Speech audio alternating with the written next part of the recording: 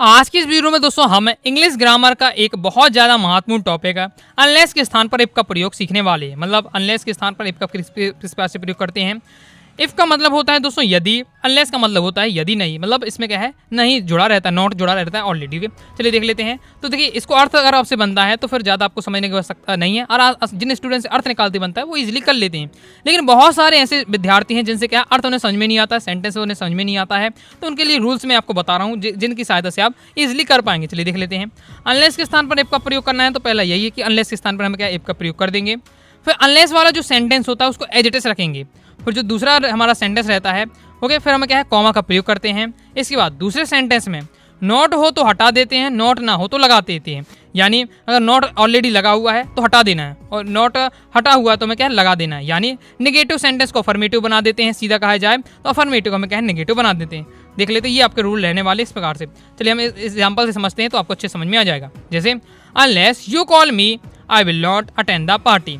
इसमें हमें क्या आता है पेपर में डू एज डायरेक्टेड में कि क्या है अनलेस के स्थान पर क्या है इफ का प्रयोग करें। चलिए करते हैं प्रयोग। अनलेस के स्थान पर इफ का प्रयोग करना है तो इफ का प्रयोग कर दिया। इसके बाद रूल कहता है हमारा दूसरे नंबर का अनलेस वाला सेंटेंस को ज्यों का त्यों लिखना है। तो अनलेस वाला सेंटेंस क्या है यू कॉल मी, ये सेंटेंस अनलेस वाला, तो इसको क्या है एज इट इज लिखना है तो you call me as it is हो जाएगा। कॉमा का प्रयोग करना है तो कॉमा का प्रयोग कर देना है। तो दूसरा सेंटेंस होता है उसमें अगर नॉट है तो हटा देना है, नॉट ना हो तो लगा देना है। हमने इस वाले में देखा I will not attend the party, इस दूसरे वाले सेंटेंस में नॉट है, नॉट है तो इसको हम हटा देंगे, तो नॉट है तो हटा देंगे तो I will attend the party हो जाएगा। मतलब ओके इस प्रकार से रहने वाला है। आगे और एग्जाम्पल एक और समझ लेते हैं। Unless father sent you money you would earn money. चलिए इसे देख ले, इसमें भी क्या है इफ का प्रयोग करना है। अनलेस के स्थान पर हम इफ का प्रयोग करना है तो कर दिया है।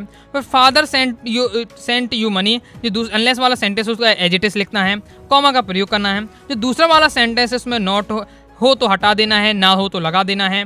तो यू वुड अर्न मनी है, इसमें नॉट नहीं है, नहीं है तो लगा देंगे। नॉट कहाँ लगाना पड़ता है हेल्पिंग वर्ब के बाद लगाना पड़ता है। अगर बेसिक टेंस बनता है आपसे बन जाएगा। देखिए जी आपका एज सून एज हो गया, नो सूनर देन हो गया, ओके इफ अनलेस वाला हो गया, इन सब में थोड़ा सा आपको क्या टेंस का प्रयोग होता ही है। तो अगर टेंस आपसे बेसिक बनता है तो आपको बहुत आसानी से समझ में आ जाएगा। आगे देख लेते हैं।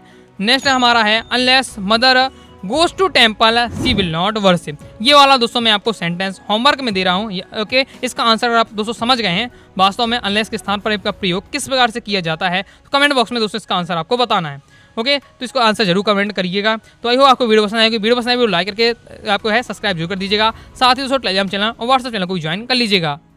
बाकी दोस्तों आप क्या है क्लास 12 इंग्लिश सब्जेक्ट की प्रॉपर रूप से तैयारी करना चाहते हैं, विशेषकर एमपी बोर्ड वाले स्टूडेंट के लिए है। एमपी बोर्ड का पूरा सिलेबस आपका कंप्लीट करा दिया है ग्रामर और बुक के साथ। कोर्स को ज्वाइन करने के लिए 9039534479 इस दिए व्हाट्सएप नंबर मैसेज करके आप क्या है कोर्स के बारे में जानकारी ले सकते हैं और कोर्स को ज्वाइन कर सकते हैं। मिलते हैं नेक्स्ट वीडियो में, तब तक के लिए बाय बाय।